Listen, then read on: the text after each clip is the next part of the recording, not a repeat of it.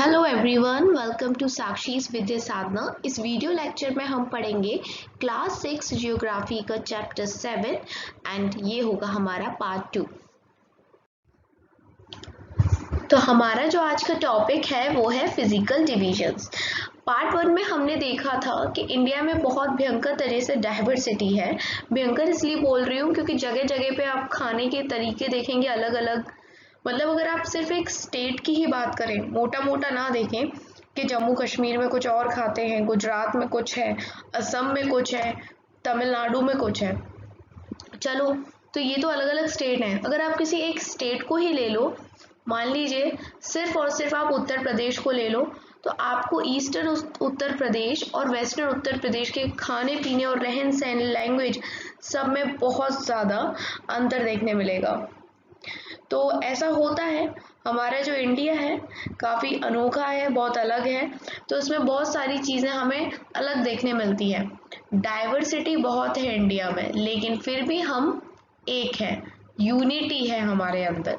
तो यहाँ हम बात करेंगे डाइवर्सिटी, किसकी डाइवर्सिटी? फिजिकल फीचर्स की, क्योंकि हमारा टॉपिक है फिजिकल डिविजन्स। और इंडिया में जैसे हर चीज़ में डाइवर्सिटी है, तो फिजिकल फीचर्स में भी डाइवर्सिटी है। कहीं माउंटेन्स हैं, कहीं प्लेट्यूज हैं, कहीं प्लेन्स हैं, कहीं कोस्ट है, तो कहीं आइलैंड्स है। अब हम एक एक करके इन सबको डिस्क्राइब करेंगे और समझेंगे। Standing as a sentinels in the north are the lofty snow-capped Himalayas। जब आप नॉर्थ में जाएंगे, हिमालयस की तरफ में, जम्मू कश्मीर, हिमाचल, इन इलाकों में, तो आपको बर्फ से ढके हुए माउंटेन्स दिखाई देंगे, जिनको हम ग्लेशियर्स बोलते हैं। आइए पिक्चर देख लेते हैं उनकी। तो देखो, कुछ इस प्रकार के ये ग्लेशियर्स हैं। ये हिमालय की ही तस्वीरें हैं जो मैंने ली हैं। ये क्या है? ग्लेशियर्स। और इन पे क्या है? स्नो, इसलिए हम इनको ग्लेशियर भी कह रहे हैं। The Himalayan mountains are divided into 3 parallel ranges. देखो, हिमालय मैंने आपको बताया था, एक पहाड़ कभी ऐसे अकेला खड़ा तो होता नहीं कि एक ही रहा पहाड़, ऐसे तो होता नहीं है। पहाड़ हमेशा बहुत सारे इकट्ठे ऐसे होते हैं। तो रेंजेस हैं, तो कितनी रेंजेस हैं? 3 है। जैसे कि ये एक रेंज है, फिर उसके नीचे एक रेंज है, ये मैं बना नहीं पा रही हूँ लेकिन ये पहाड़ी है, ठीक है, समझ जाना। फिर उसके नीचे एक और रेंज है, ऐसे करके 3 रेंज है। तो जो सबसे ऊपर वाली है उस रेंज को हम कहते हैं ग्रेट हिमालय या फिर हिमाद्री, क्योंकि ये सबसे ऊपर है और हिमाद्री बर्फ से ढकी हुई होती है। The world's highest peak are located in this range. कौन सी में? ग्रेट हिमालय में। फिर उसके बाद आती है हमारी बीच वाली जो है, उसको हम बोलते हैं मिडिल हिमालय या फिर हिमाचल। हिमाचल एक रेंज का भी नाम है और हमारी एक स्टेट का नाम भी हिमाचल है, जिसकी कैपिटल शिमला है, तो कंफ्यूज मत होना। माउंटेन रेंज जो सेकंड वाली है, बीच वाली, उसका नाम भी हिमाचल है। और जब एकदम लास्ट में हम जाते हैं तो इस आखिरी वाली का, इसका नाम है शिवालिक। तो ऐसे आपको ये 3 जो रेंजेस हैं इनको याद रखना है। फर्स्ट कौन सी है? हिमालय, ग्रेट हिमालयस, जिसको हम हिमाद्री कह सकते हैं, मिडिल हिमालय, शिवालिक, या फिर बोल लीजिए हिमाद्री, हिमाचल, शिवालिक। तो ये 3 पैरेलल माउंटेन रेंजेस हैं हमारे नॉर्थ साइड में, ऊपर में। और ये जो आपको एकदम करके दिखाया है ना, इस एरिया में ही है। मतलब ये आपको पिक्चर में दिखाई दे रहा होगा ना, अलग से शेडेड रीजन मार्क करके, इसी में है पूरे में। और अलग से नेपाल, भूटान इसलिए लिख दिया है क्योंकि ये अलग कंट्रीज है, इनको मार्क कर दिया गया है। देखो, जो पॉपुलर हिल स्टेशन है, लोग आमतौर पे घूमने जाते हैं, सबको पता है, शिमला जाते ही हैं। तो ना रेंज भी है एक शिमला, सॉरी हिमाचल, और हिमाचल की कैपिटल है शिमला। तो हमारे हिमाचल जो रेंज है उसमें हमें ज़्यादातर वो पहाड़ देखने को मिलते हैं जो टूरिस्ट स्पॉट है, जहाँ पर आमतौर पर लोग बाग घूमने को पसंद करते हैं। अभी हमने देखा था माउंटेन्स, अब हम देखेंगे नदर्न इंडियन प्लेन्स के बारे में। तो यहाँ जो हम प्लेन्स के बारे में पढ़ रहे हैं, जब आप प्लेन्स ये शब्द अकेला सिर्फ प्लेन सोचते हो तो आपके दिमाग में क्या आता है? हमारे दिमाग में प्लेन शब्द से आता है कि कोई भी चीज जो एकदम ऐसी हो, ऊपर नीचे ना हो, उसको हम प्लेन कहते हैं, है ना? तो उसी प्रकार से ये नदर्न इंडियन प्लेन्स भी हैं जो कि साउथ में है हिमालयाज के। मैंने आपको बताया था हिमालयाज की पैरेलल रेंजेस हैं, जैसे कि पहली रेंज जो थी हमारी हिमाद्री, फिर थी हिमाचल, फिर था शिवालिक। तो हम ड्रॉ करके मैं आपको बताती हूँ। जैसे ऊपर में हमने एक रेंज देखी जिसका नाम हमने दे दिया हिमाद्री, इस तरीके से पहाड़ थे। फिर उसके बाद एक रेंज थी दैट इज हिमाचल, फिर एक नीचे रेंज थी शिवालिक। तो जब ये शिवालिक की तीसरी रेंज खत्म होती है तो उसके नीचे हमारे प्लेन एरिया स्टार्ट हो जाता है। कैसा एरिया? Plain area. नीचे आप ये फोटो देखो, प्लेन एरिया इस तरह का दिखता है। यहाँ कोई हमें पहाड़ नहीं दिख रहे हैं, घास उग रही है, मैदान है, या फिर यहाँ पर फार्मिंग होती है तो फार्मलैंड्स हैं। दे आर जनरली लेबल एंड फ्लैट। जनरली कैसे होते हैं? फ्लैट होते हैं, ऊपर नीचे जमीन नहीं होती इनमें। These are formed by alluvial deposits laid down by the river Indus, Ganga and the Brahmaputra and their tributaries. अब देखो, आप पहले समझो कि ये जो बात की जा रही है यहाँ पर कि डिपॉजिट्स एलुवियल डिपॉजिट से बनते हैं ये, तो वो कैसे? देखो, कोई भी रिवर है जो माउंटेन से निकलती है, अल्टीमेटली वो रिवर जाके कहाँ डूब जाती है? सी में। यहाँ मान लो सी होगा और ये सी में जाके मर्ज हो गई रिवर। निकल कहाँ से रही थी? यहाँ पर एक पहाड़ था जहां से ये रिवर निकल रही है। अब जब ये रिवर अपने रास्ते में से होके जाती है तो आसपास ये रिवर कुछ डिपॉजिट्स को छोड़ देती है। अब ये डिपॉजिट्स क्या क्या हो सकती हैं? जैसे मिट्टी हो सकते हैं, पत्थर हो सकते हैं, ठीक है, क्ले, सिल्ट। तो ये जो डिपॉजिट मिट्टी छोड़ देती है, जब ये इकट्ठी हो जाती है ना, तो इसी को हम एलुवियल सॉइल बोलते हैं। और क्योंकि ये माउंटेन से होके नदी आ रही होती है तो ये जो डिपॉजिट्स अपने आसपास ये जो छोड़ती है ना, ये काफी ज्यादा फर्टाइल होती है, यहाँ पर फार्मिंग बहुत अच्छी हो पाती है। तो ये जो आसपास ये जमीन जो बन गई, ये एलुवियल सॉइल है। यहाँ पर रिवर के पास की ये जमीन, ये कौन सी है? यहाँ पर एलुवियल सॉइल है और ये बहुत अच्छी होती है खेती के लिए। तो स्पेशली कौन कौन सी रिवर है जो एलुवियल डिपॉजिट बनाती हैं? वो है इंडस, गंगा और तीसरी है ब्रह्मपुत्र। अब देखो यहाँ पर एक शब्द और लिखा है नीचे, दैट इज ट्रिब्यूटरी। तो ट्रिब्यूटरी क्या होता है हमें समझ लेना है। ट्रिब्यूटरी क्या होता है उसको भी मैं अब समझाऊंगी। देखिए, सपोज कीजिए ये कोई रिवर है, गंगा मान लेते हैं, ये गंगा रिवर है। अब यमुना रिवर के बारे में आप सब ने सुन रखा होगा। अब किसी जगह से यहाँ से यमुना निकलती है और ऐसे जाके इलाहाबाद में मिल जाती है। गंगा यमुना सरस्वती है ना इलाहाबाद में, तो यहाँ मिल गई। अब यहाँ मिलने के बाद आपको यमुना देखने को नहीं मिलेगी, लेकिन इसके बाद आपको क्या मिलेगा? गंगा ही देखने मिलेगी, मिल रही है।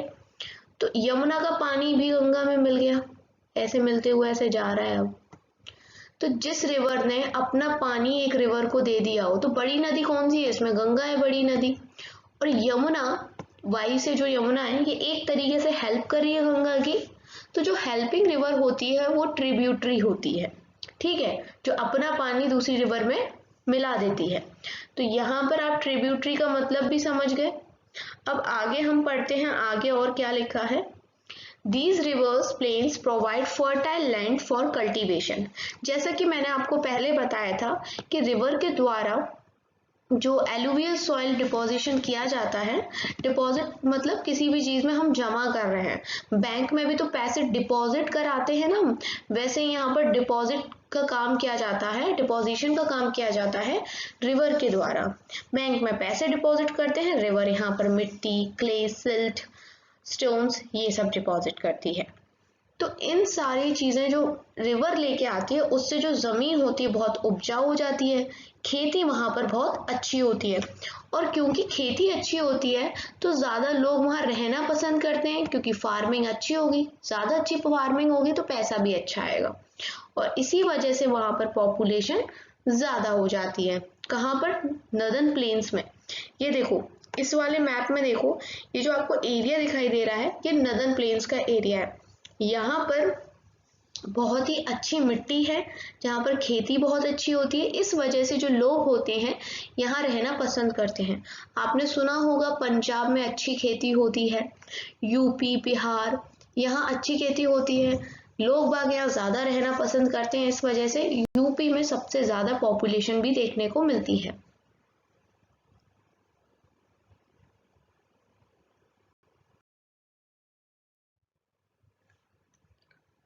अब आ गया हमारे सामने तीसरा physical feature, great Indian desert. यहाँ हम देखेंगे डेजर्ट के बारे में। डेजर्ट क्या होता है? रेगिस्तान होता है डेजर्ट। और ये हमें कहाँ देखने मिलता है? तो इंडिया के वेस्टर्न पार्ट में।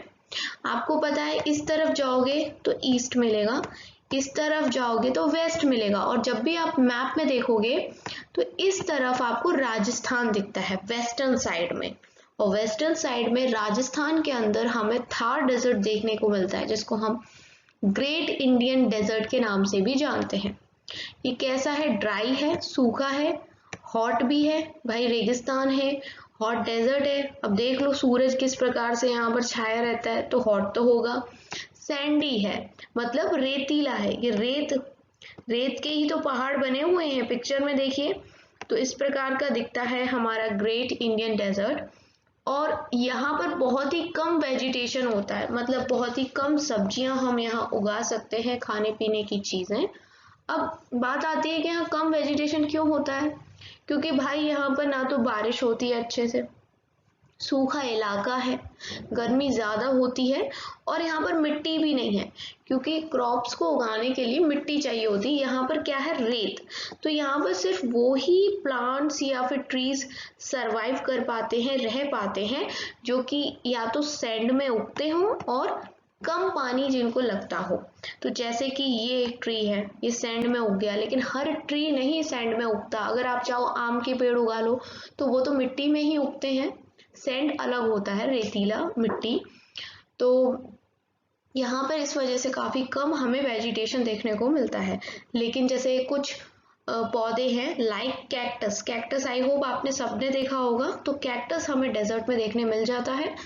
और ऊंट, हर तरह के एनिमल्स भी जो होते हैं वो रेगिस्तान में नहीं चल पाते हैं, क्योंकि जो पैर होते हैं ना वो अंदर घुसते चले जाते हैं डेजर्ट के अंदर, रेगिस्तान में, रेतों के अंदर। लेकिन जो ऊंट होता है उसे शिप भी कहते हैं डेजर्ट का, ship of the desert, because उसके पैर कुछ कुदरत ने ऐसे बनाए होते हैं कि वो इजीली रेत पे चल लेता है।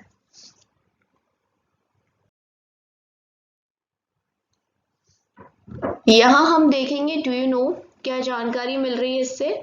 The Ganga and the Brahmaputra form the world's largest delta, the Sundarban Delta. The delta is triangular in shape. It is an area of land formed at the mouth of the river.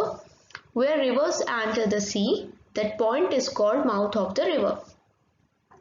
देखो लग तो रहा है कि ये इतनी छोटी सी चीज है, और आपकी बुक में और भी छोटा सा दिख रहा होगा, लेकिन इस छोटी सी चीज में बता दी गई है बहुत सारी बातें, और हम एक एक करके सबको क्लियर करेंगे। तो पहले हम गंगा देख लेते हैं।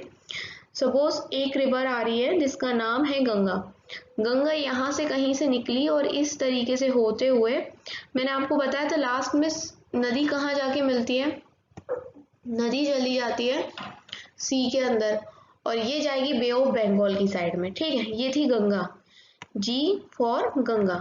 अभी हमें एक और रिवर चाहिए जिसका नाम है ब्रह्मपुत्र। तो हमने ले ली यहाँ कहीं से ब्रह्मपुत्र, और बाद में एक जगह पे आके गंगा और ब्रह्मपुत्र मिल जाती हैं, ठीक है, मिल गई। अब ये बोला गया कि गंगा और ब्रह्मपुत्र सबसे बड़ा डेल्टा बनाती हैं।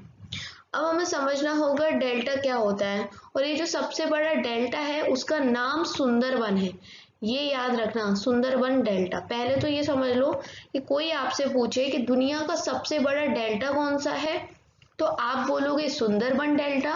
दूसरा क्वेश्चन कोई आपसे पूछेगा कि ये जो दुनिया का सबसे बड़ा डेल्टा सुंदरबन डेल्टा किन दो नदियों के द्वारा बनाया जाता है, तो आप बोलोगे गंगा, दूसरी है ब्रह्मपुत्र। तो यहाँ तक बात आपको क्लियर हो गई कि डेल्टा सबसे बड़ा है सुंदरबन। अब आपको जो बात याद रखनी है वो ये कि बहुत लोगों को नहीं पता होगा डेल्टा क्या होता है, तो हम डेल्टा समझ लेंगे कि डेल्टा क्या चीज होती है। तो आइए देखिए, लिखा है it is triangular in shape, it is an area of land formed at the mouth of the river. अब यहां से आपको पता है अलग अलग धाराएं बन जाएंगी रिवर्स की, और वो जाके ओशियन में या सी में जो भी है उसमें मिल जाती हैं। ये अलग अलग छोटी छोटी धाराएं बन गई।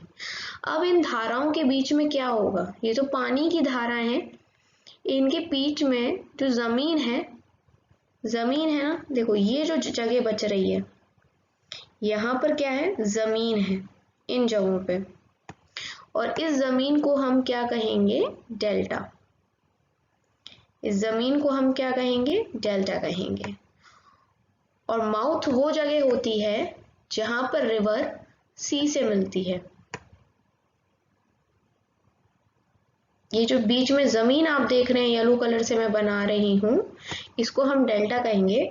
और ये जो पॉइंट है जहां पर सी से मिल रही है रिवर, इन पॉइंट्स को हम क्या कहते हैं, माउथ। तो ये आपको क्लियर हो गया होगा। लेट्स डू, आपको कुछ करने के लिए कहा जा रहा है, यहाँ पे क्या है देखते हैं। Many girls are named after rivers.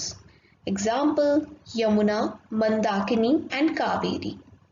मतलब बहुत सारी लड़कियों का नाम सुनने को मिलता है जो किसी रिवर के ऊपर है। Do you no anyone in your locality? क्या आप अपनी लोकेलिटी आसपास में रहने वाले अड़ोस पड़ोस में जानते हैं जिसमें किसी भी का लड़की का नाम किसी रिवर के नाम के ऊपर रखा गया हो? अपने घर पे पूछिए। और एक लिस्ट बनाने के लिए कहा जा रहा है आपसे ऐसे लोगों का, या फिर कुछ ऐसे नाम बताइए जो पानी से रिलेटेड हो, लाइक शबनम। तो चलिए हम भी थोड़ा सा सोचते हैं। एक नाम होता है जो यहाँ नहीं दिया, दैट इज गंगा। गंगा नाम बहुत ही ज्यादा कॉमन है, जो हमने आम तौर पे सुना है, लड़की का नाम भी है और गंगा एक रिवर भी है। तो एक हो गया गंगा, जी फॉर गंगा हो गया, ठीक है। एक सरस्वती भी होता है, सरस्वती हमने नाम सुना है ना लड़कियों का। तो इस तरह के नाम, कृष्णा, कृष्णा हमने लड़कियों का नाम सुना है और कृष्णा एक रिवर भी है। तो इस तरह के नाम जो होते हैं हम लोग रखते हैं। मांडवी, मांडवी एक नदी है और लड़की का नाम भी होता है। अब जैसे कि वाटर से रिलेटेड नाम यहाँ पर एक शबनम दिया गया है। आप मुझे बताइए और कौन से नाम हो सकते हैं जो हम रिलेट कर सकते हैं किसी रिवर से या किसी पानी के किसी चीज से।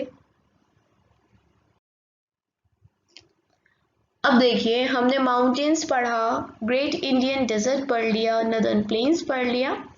अब बारी है पेनिनसुलर प्लेट्यू के बारे में। So to the south of northern plains, जैसे ही नदर्न प्लेन्स खत्म होते हैं, देखो ये जो एरिया आप देख रहे हैं, ये वाला जब लाइन खींच रही हूँ, इसके ऊपर ये नदर्न प्लेन्स थे, ठीक है। ये खत्म होने के बाद जो मतलब एक एरिया स्टार्ट होता है, ये हमारा पेनिनसुलर प्लेट्यू है, लगभग इस टाइप से, ठीक है। लगभग देखो ट्रायंगुलर शेप लग रहा है इसका। The relief is highly uneven, और अनइवन रिलीफ मतलब जो भी चट्टाने हैं यहाँ पर, जमीन है अनइवन है, कहीं ऊंची कहीं नीचे। अब देखो ये जो आपको रोड दिख रही है ये एकदम प्लेन है, लेकिन यहाँ देखिए किस तरीके से पहाड़ टाइप्स बने हुए हैं, लेकिन ये पहाड़ नहीं, हम इनको माउंटेन नहीं कह सकते हैं, बट ये ज़मीन से कुछ ऊंचाई पे है। फोटो में उतनी ऊंचाई नहीं दिख रही है, लेकिन ये देखो सीढ़ी जा रही है, सीढ़ी बनी हुई है, काफ़ी ऊंचाई पर है, पर हाँ उतनी ऊंचाई पे नहीं है जितना हमारे हिमालय के माउंटेन्स हैं। पर नॉर्मल जो रोड होती है, हमारी ज़मीन होती है, उससे काफ़ी ऊंचाई पर है। तो इस तरह से अनइवन ज़मीन देखने को हमें मिलती है पेनिनसुलर प्लेट्यू में। This region is very numerous hill ranges and valleys, और इस इलाके में हमें बहुत सारी माउंटेन रेंजेस देखने को मिलती हैं, जैसे कि अरावली हिल्स, ठीक है, जो कि ओल्डेस्ट रेंज है वर्ल्ड में। Border it on the north west side, यहाँ राजस्थान इस तरफ से हमें अरावली लगभग देखने को मिलती है। यहाँ पर हैं ये अरावली के पहाड़, गुजरात, राजस्थान, दिल्ली होते होते यहाँ तक जाते हैं, दिल्ली तक। अब देखिए the Vindhyas and the Satpuras are the important ranges, और यहाँ आपको विंध्यास और सतपुरा रेंजेस भी देखने मिलती हैं। मतलब ये क्या है, जैसे हिमालय में पहाड़ है ना, वैसे ही अरावली और विंध्या और सतपुरा में पहाड़ हैं। चलिए इस वाले मैप में आप देखिए, मैंने अरावली की जो रेंज बताई थी आपको यहाँ पर सिर्फ राजस्थान में दिखाई दे रही है, बट ये गुजरात के पार्ट में भी आती है, सो कंफ्यूज मत होइएगा, और थोड़ा दिल्ली तक जाती है। हाँ टूटी फूटी हो गई है क्योंकि वर्ल्ड की वन ऑफ द ओल्डेस्ट है, बहुत पुरानी है, तो कहीं जगह पे ये जैसे कोई भी चीज़ है पुरानी होती है तो घिस जाती है, वैसे ये चट्टानें भी घिस गई हैं, तो लगातार में नहीं है, कुछ जगहों पे से ये खराब हो चुकी, इरोड हो चुकी है। अब देखिए विंध्यास और सतपुरा भी आपको दिखने मिलेंगे, जैसे कि मैंने आपको मैप में बताया था पहले, ये है विंध्यास, ठीक है, और ये आपको जो दिख रही है ये है सतपुरा। यहाँ ऊपर में विंध्या है, नीचे में सतपुरा है। ये क्या है, ये भी ऐसे ऐसे माउंटेन्स हैं, यहाँ पर भी अच्छे खासे हिल स्टेशन भी है, लोग बाग घूमने जाते हैं। अब देखो आपको रिवर भी दिख रही होंगी ब्लू ब्लू कुछ, एक तो आपको ये दिख रही है जो सतपुरा की रेंज के नीचे है, और एक आपको ये दिख रही है जो विंध्या और सतपुरा के बीच में है। तो जो ऊपर वाली है ये नर्मदा रिवर है एन, और जो नीचे वाली है वो ताप्ती रिवर है। नर्मदा रिवर विंध्या और सतपुरा की पहाड़ियों के बीच में से मतलब बहती है, तैरती नहीं है।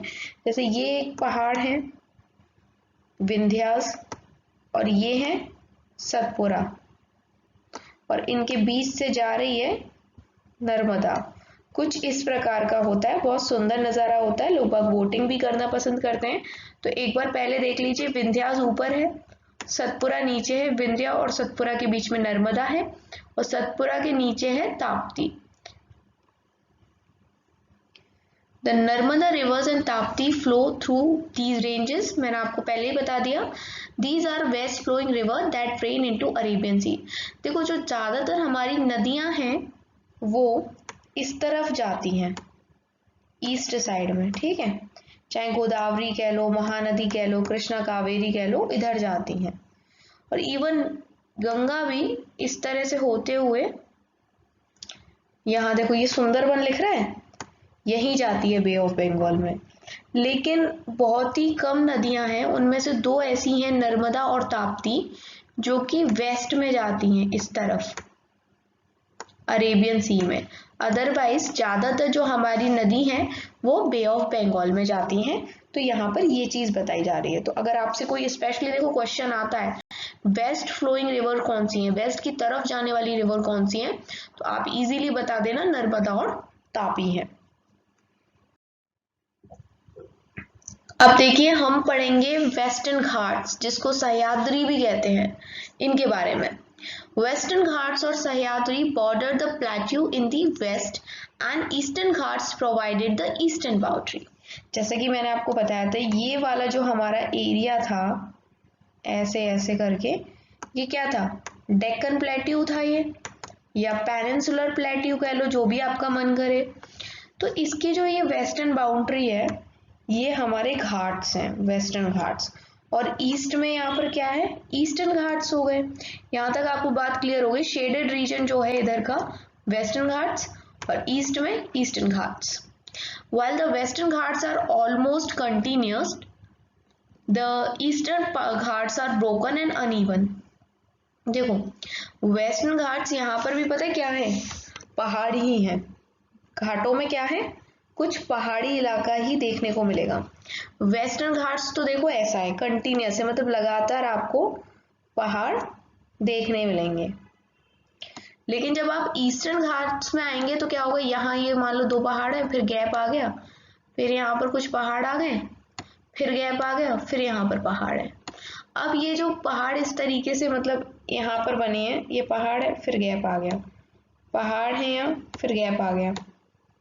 लेकिन यहाँ पर वेस्टर्न घाट्स में क्या है, लगातार पहाड़ है।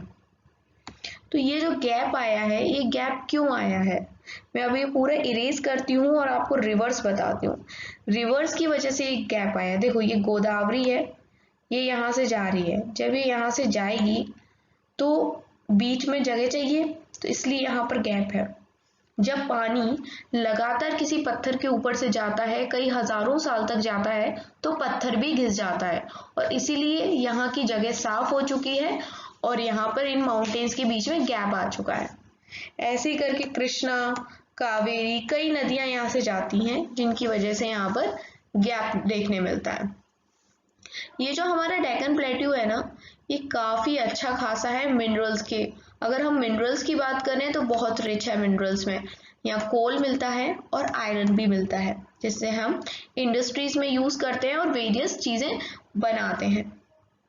To the west of western Ghat and east of eastern Ghat lies the coastal planes.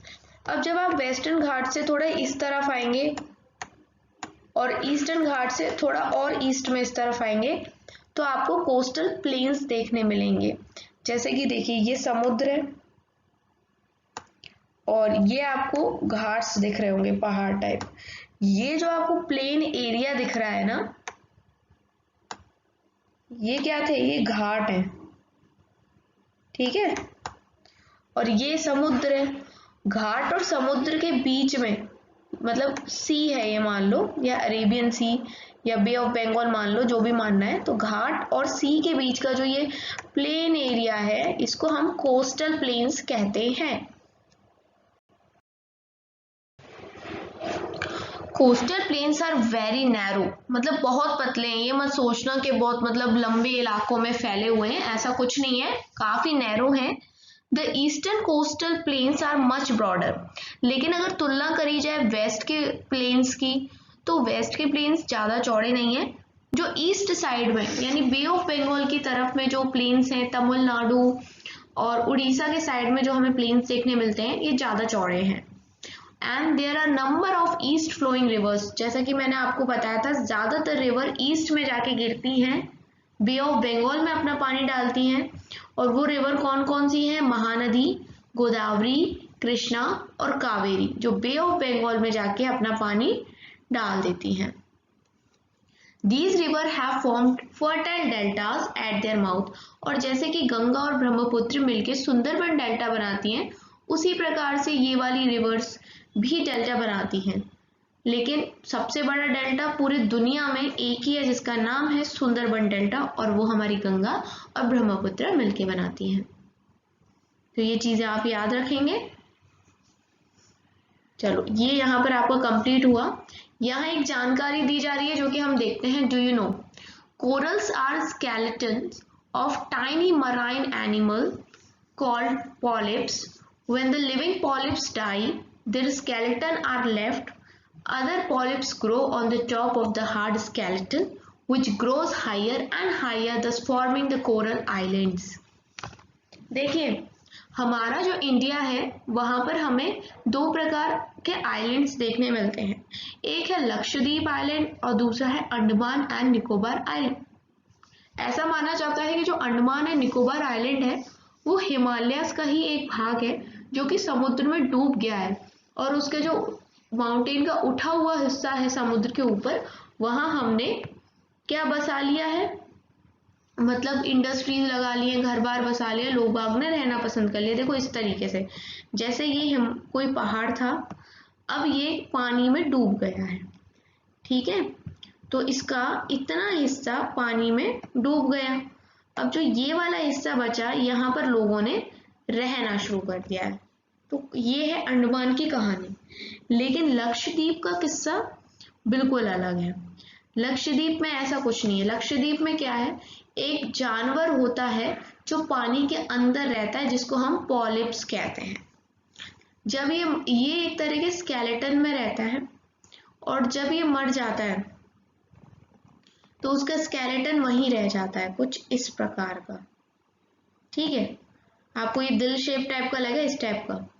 फिर एक के ऊपर एक ये इस तरह से स्केलेटन जमा होते जाते हैं, और ये बहुत कठोर होते हैं, क्योंकि बेटा ये कैल्शियम से बने होते हैं ना, बहुत हार्ड होते हैं। तो ये जब एक के ऊपर एक और ऐसे हजारों करोड़ों बनते हैं, तो ये कठोर एक जमीन का स्वरूप ले लेते हैं। और हमारा जो लक्षद्वीप आइलैंड है ना, वो इन्हीं कोरल्स के ऊपर बसा हुआ है। ये असल में इनके अंदर एक जीव रहता है, लेकिन जब ये जीव मर जाता है, स्केलेटन ऐसे ही रह जाते हैं, एक के ऊपर एक हो जाते हैं, और ये आपस में बहुत सारे होते हैं। इनके ऊपर लोग बाग फिर रहना स्टार्ट कर देते हैं। तो हमारा लक्षद्वीप आइलैंड कुछ इसी प्रकार का है। मैं अभी आपको अलग से मैप भी दिखाऊंगी दोनों आइलैंड्स का, so don't worry. Two group of islands also part of India, जैसा कि मैंने आपको बताया था। लक्षद्वीप है जो कि अरेबियन सी की तरफ है, और ये कोरल आइलैंड है। और दूसरा है अंडमान एंड निकोबार आइलैंड, जो कि हमारे बे ऑफ बंगाल की साइड है। तो क्या आप जानते हैं कि 2004 में कौन सा आइलैंड अफेक्ट हुआ था सुनामी की वजह से, मतलब कहाँ सुनामी आई थी 2004 में? तो एक चीज तो आपको ये बतानी है। दूसरी चीज ये है, find out through newspaper reports and by speaking to the people how in different ways people faced this challenge when tsunami struck the Indian coast. तो जब सुनामी आई थी हमारे यहाँ, तो किस प्रकार लोगों ने मतलब संभाला था खुद को, किस तरह के चैलेंजेस को फेस किया था उस प्रॉब्लम में। सुनामी क्या होती है वैसे? Tsunami is a huge sea wave generated due to a earthquake on the sea floor. तो जिस प्रकार से जमीन पे हम देखते हैं भूकंप आता है, धरती फट जाती है, बिल्डिंग्स गिर जाती हैं, लोगों की जान भी चली जाती है ना बिल्डिंग्स में दब के अंदर, तो उसी प्रकार से जब पानी के अंदर अर्थक्वेक टाइप का आ जाए पानी के अंदर, तो उसको हम सुनामी कहते हैं। और यहाँ पर हम ये टी को प्रोनाउंस नहीं करते हैं, इसलिए इसको सुनामी कहते हैं, बट स्पेलिंग लिखोगे तो आपको टी से स्टार्ट करना पड़ेगा। तो ये ऐसी वेव्स है, पानी की वेव्स बहुत ऊंची उड़ जाती है, बहुत ऊंची, और बहुत भयंकर तरीके से तबाही मचाते हैं, लोगों की बहुत बहुत जान जाती है। तो क्वेश्चन आपका ये है कि 2004 में किस आइलैंड को अफेक्ट किया था सुनामी में? सुनामी ने अपने आंसर्स को कमेंट सेक्शन में बताना, ठीक है। और किस तरीके से हम बच सकते हैं और लोगों को क्या क्या परेशानियां झेलनी पड़ती हैं सुनामी की वजह से, आप ये भी बता सकते हैं मुझे इन दी कमेंट सेक्शन। तो ये देखिए, जैसा कि मैंने आपसे कहा था कि मैं आपको मैप दिखाऊंगी, तो अंडमान एंड निकोबार जो हमें वो छोटी छोटी सी बिंदियां दिखती हैं लक्षद्वीप और अंडमान निकोबार की, असल में वो कुछ इस प्रकार की होती हैं। ऊपर के हिस्सों को ऐसे डिवाइड कर दिया, ये पूरा अंडमान है और इसको निकोबार है। ये अलग अलग आइलैंड्स हैं, लेकिन साथ में पास पास हैं, तो उसको ऐसे ही बोलते हैं अंडमान एंड निकोबार आइलैंड्स। और इस अंडमान में भी डिवाइड कर दिया है, जैसे ये नॉर्थ अंडमान है, ये मिडिल अंडमान है, ये लोअर अंडमान है, ये लिटिल अंडमान है। और ये अंडमान की जो कैपिटल है डेट इज पोर्ट ब्लेयर, वो यहाँ है जहाँ ये स्टार बना हुआ है। वैसे निकोबार को भी हमने अलग अलग तरीके से कर दिया है, जैसे car Nicobar, little Nicobar and great Nicobar. अब यहाँ देख लेते हैं लक्षद्वीप, ये अदर इधर उधर फैले हुए आइलैंड्स हैं, और जो लक्षद्वीप की कैपिटल है दैट इज कावरत्ती, वो यहाँ पर है। और ये देखिए कोची जो कि केरला में है, वो इतनी दूर है।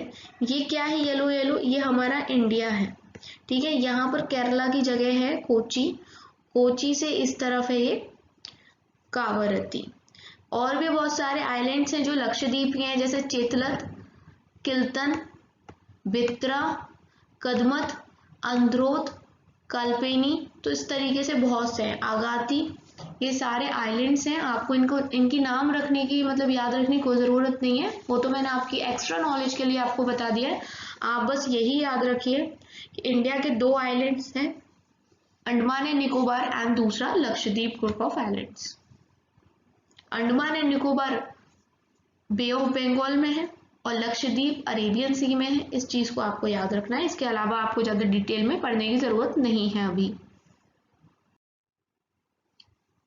अब देखिए, ये बच्चों ने लिख के दिखाया है और आप भी इस तरह से कोशिश करिए कि आप लिखना शुरू करें, ताकि आपकी राइटिंग और जो भी राइटिंग स्किल्स हैं वो आपकी इम्प्रूव हो सके। और ये किया है किसी अपर्णा सिन्हा ने। अपर्णा सिन्हा 9th क्लास की हैं और वेदांत नाम के इस बच्चे ने इतनी अच्छी ये ड्राइंग बनाई है, जिसमें पूरा हम देख सकते हैं कि लोग बाग इस तरह की जो आपको ये पिक्चर दिख रही है ना, ऐसे वेव्स ऊपर उठ जाती हैं तो लोगों की क्या कंडीशन होती है।